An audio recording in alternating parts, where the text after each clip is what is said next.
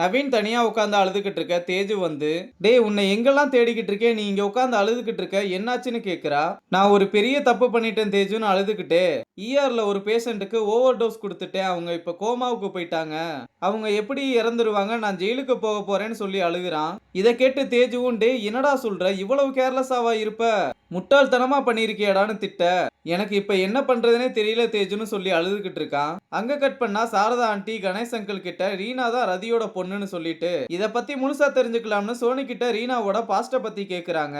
அவளும் அவங்க அம்மா அப்பா யாருன்னு எனக்கு தெரியாது, ஒரு ஆர்பனேஜ்ல தான் அவ வளர்ந்தா, அவ ரொம்ப கஷ்டப்பட்டு இந்த நிலைமைக்கு வந்திருக்கா, அவளை பத்தி என்ன விட அவ படுத்து தூங்குற தலகாணிக்கு தான் அதிகம் தெரியும்னு சொல்றா.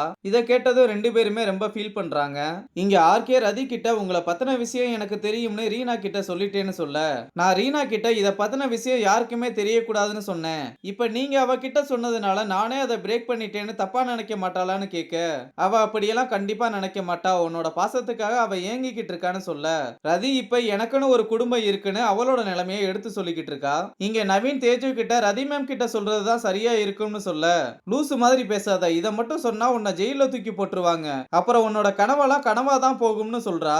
இதை கேட்ட நவீனும் ரொம்ப அழுக ஆரம்பிக்க, டே ஒழுங்கா அழுகாம இங்கேயே உட்காந்துருன்னு சொல்லிட்டு தேஜு உள்ள போய் பேஷண்ட செக் பண்ணி பார்த்துட்டு அந்த பேஷண்டோட டீடைல்ஸ் எல்லாம் வாங்கி பார்த்துட்டு வந்து நவீனை கூப்பிட்டுக்கிட்டு டேட்டா பேஸ்ல ஏதோ பண்ண, நவீன் தேவையில்லாம பண்ணாத, பெரிய பிரச்சனை ஆக போகுதுன்னு சொல்றான். இங்க ரவி ராக்கி கிட்டையும் குணா கிட்டையும் எனக்கு ஒரு ஹெல்ப் பண்ணணும்னு சொல்லி பாரதி இங்க ஒரு ப்ராஜெக்டுக்காக வர்றா, வந்து ஒரு மாசம் வேலை பார்க்குற மாதிரி இருக்கும், அப்போ நீங்க ரெண்டு பேரும் தான் அனிதாவையும் பாரதியையும் மிங்கிளாக விடாம தடுக்கணும்னு சொல்றான். இதை கேட்டதுமே குணா, உங்கள மாதிரிலாம் என்னால ஒரே நேரத்துல ரெண்டையும் மெயின்டைன் பண்ண முடியாதுன்னு சொல்ல, அப்ப ராக்கி தான் குணாவை அமைதியா இருக்க சொல்லிட்டு, நீங்க ஒண்ணும் கவலைப்படாதீங்க சீனியர், நாங்க பாத்துக்கிறோம்னு சொல்றான். இங்க சோனி ரீனா கிட்ட ஊருக்கு கிளம்புறேன்னு சொல்ல, நானும் உன் கூடவே வந்துடுறேன்னு ரொம்ப சோகமா சொல்றா.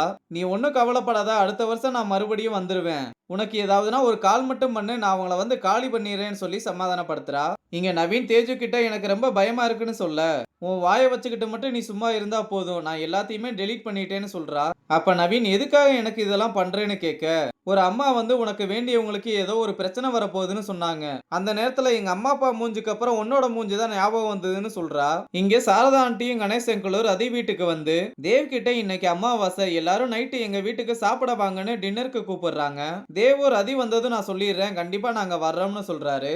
இங்க ரீனா அர்ஜுன் கிட்ட பேசிக்கிட்டு இருக்கும்போது சாரதா ஆண்டி கால் பண்ணி, இன்னைக்கு நைட்டு வேகமா வந்துரு, நம்ம எல்லாரும் சேர்ந்து டின்னர் சாப்பிடலாம்னு சொல்றாங்க. இங்க தேஜுவும் நவீனும் ரூம்ல இருக்கும்போது குணா வந்து நவீனை ஏன்டா இப்படி பண்ணேன்னு அடிக்க ஆரம்பிக்க, தேஜு குணாவை தடுத்து எதுக்குடா இப்ப அவனை அடிச்சுக்கிட்டு இருக்கேன்னு கேட்க, இவன் ஒரு பேஷண்ட்டுக்கு ஓவர் டோஸ் கொடுத்திருக்கான், எல்லாமே எனக்கு தெரியும், இதோட நீ தொலைஞ்சடான்னு சொல்ல, தேஜுவும் நவீனும் என்ன பண்றதுன்னு தெரியாம முழிச்சுக்கிட்டு இருக்கதோட இந்த எபிசோட முடிச்சிருக்காங்க.